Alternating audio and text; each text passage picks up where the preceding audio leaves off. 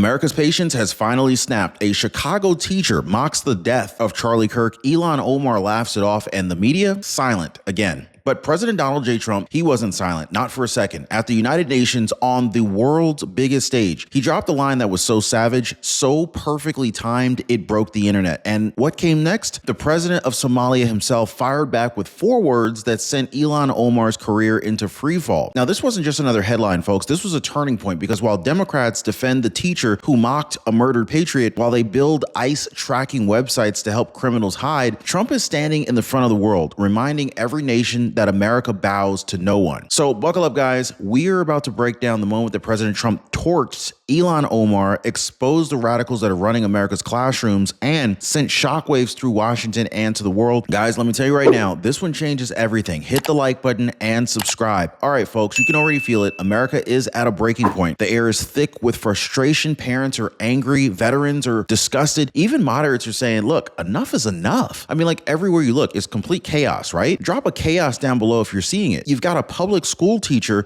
mocking the death of Charlie Kirk, a man who stood up for freedom of speech, and the establishment acts like it's no big deal. I mean, you got Ilhan Omar doubling down with her same old routine, mocking, sneering, dividing, and the media is treating her like a celebrity instead of a disgrace. And then, of course, you got Trump, not the campaigner, not the candidate, but the president, standing on the world stage, calling out corruption, calling out hypocrisy, and reminding every single one of them that America still runs the show. But this time, he didn't just make headlines. In fact, he broke the internet with one of the most savage, perfectly timed lines of his entire presidency. And the person at the center of it, Ilhan Omar, the same Ilhan Omar who thought mocking America would win her applause. Oh, no, not this time. Not with Trump behind the mic. So let's go ahead and start where this all blew up, okay? A Chicago public school teacher making over $100,000 a year in taxpayer money decided to go viral for the worst possible reason. Caught on camera mocking Charlie Kirk's brutal takedown, laughing and flashing a gun gesture toward her neck like it was some kind of a joke. Now, this wasn't a random TikTok troll. This was someone teaching kindergarten through 8th grade. This is someone who's shaping children's minds, sneering at the death of a conservative voice who fought for truth. And what did the school do? Did they fire her? Suspend her? Condemn her? No, none of those things. The principal sent an email calling her the victim. What? Guys, is she really the victim? Chicago PD investigated, the school paused their website, and taxpayers footed the bill while the teacher just kept on collecting her paycheck. It's the new America under the left. Criminals protected, patriots punished, parents are furious, alumni are calling for resignations, and across the nation, conservatives are saying what everyone else is thinking. This is indoctrination, not education. Drop a resign down below if you think that the teacher needs to be resigned, or a fired if you think should be fired instead. Now, this is the perfect example of everything that Trump has been warning about for years. Moral decay wrapped in taxpayer funding. Now, picture this. You walk into the pharmacy to pick up your prescription, and the pharmacist says, sorry, your Medicare plan doesn't cover this anymore. Well, unfortunately, it happens every single day. And this is why I partner with Chapter. They make sure that your Medicare plan keeps up with your real life needs. Now, one of our viewers, she said, I was shocked to learn that my prescription wasn't covered, but Chapter fixed it before it cost me thousands. So let me ask, will you wait for the shock, or are you going to do what most people already are and getting ahead of it? Now, most people are dialing the phone number down below, or they're visiting askchapter.org/Ron right now. That phone number again is 909-563-8279. And here's what another viewer just told me. This came from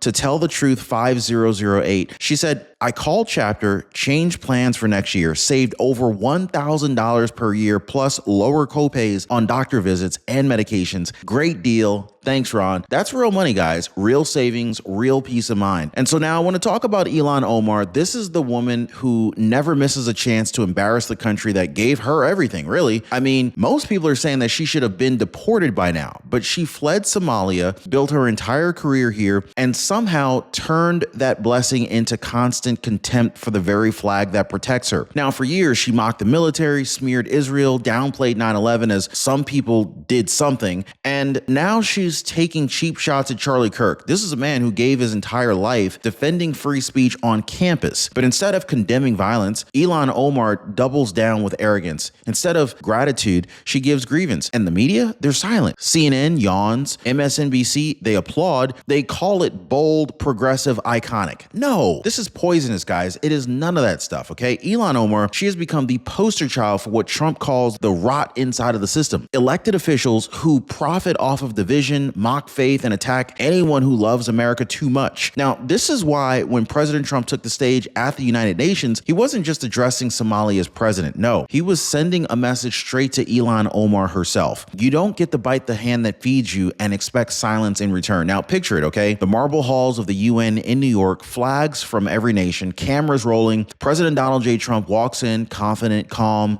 deliberate. He meets with the president of Somalia, Hassan Sheikh Mohammed, and the two exchange formalities. Then, in true Trump fashion, he drops a line that nobody saw coming. With that signature smirk, he says, "I've got someone I'd like to give back to you." A pause, laughter ripples through the room, and then, of course, the Somali president, half grinning, half stunned, replies, "No thanks, we don't want her." Boom. In a very single moment, President Trump turns global diplomacy into poetic justice, and everyone knew exactly who Trump was talking about. Ilhan Omar, the loudest critic of America, rejected by the very country that she hails from. This was comedic, guys. This was symbolic, and it was brutally effective. Even his aides couldn't hide their smiles. Reporters froze, unsure if they had just witnessed humor or history, and President Trump, he just leaned back, letting the laughter roll and sending a message louder than any press release. If you hate America so much, the world doesn't want you either. That is when social media erupted. Within minutes, the clip went nuclear. Every platform, X, Rumble, YouTube, Telegram, lit up like a 4th of July sky, guys. Hashtag send her back was trending worldwide. Clips of Trump's grin, the Somali president's no thanks, and Ilhan Omar's stunned silence racked up millions of views. Now, supporters flooded the comment sections with American flags and laughing emojis.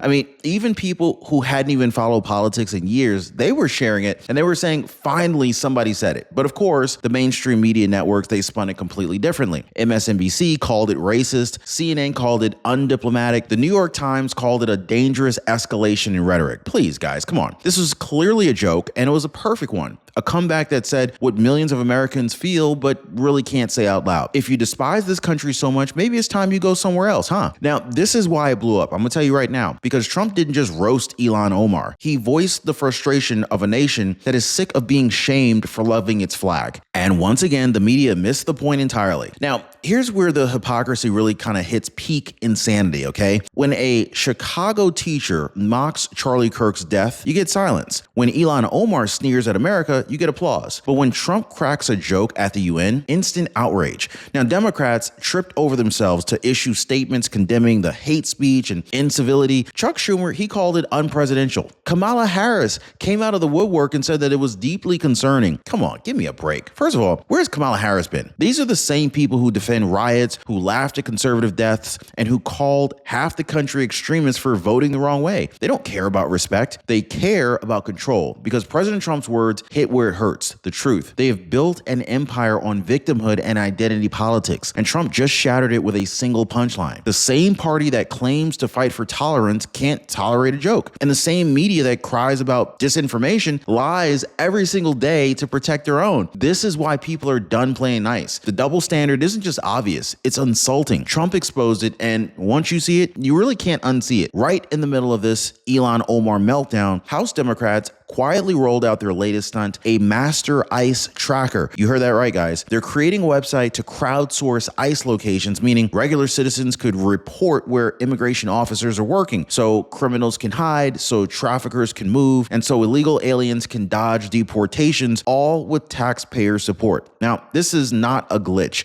This is a strategy. They've spent years defunding the police, demonizing border agents, and now they're mapping the people who protect us. It's kind of like publishing the home addresses of of our soldiers and calling it accountability. Republicans erupted. Trump's DHS slammed it as a direct threat to federal officers. Even former ICE directors said it could get agents killed. But Democrats didn't blink. They framed it as transparency. No, this is clearly sabotage. And President Trump, he saw it instantly. And he said they're not protecting immigrants. They're protecting criminals. And he's right. The same radicals that are screaming about safety are the same ones that are putting American lives in danger. Now, here's where you kind of see the difference between a politician and a president. Trump didn't whine. He didn't tweet threats. He acted. Within 24 hours, he ordered a federal review of education grants that are tied to schools caught promoting anti-American behavior, including Chicago's own Nathan Hale Elementary. He told Congress, if you're teaching hate on taxpayer money, you don't deserve a dime. That's leadership, guys. Then he shifted to law enforcement. He vowed to protect ICE and every federal officer that was targeted by this so-called tracker. He called it a digital hit list.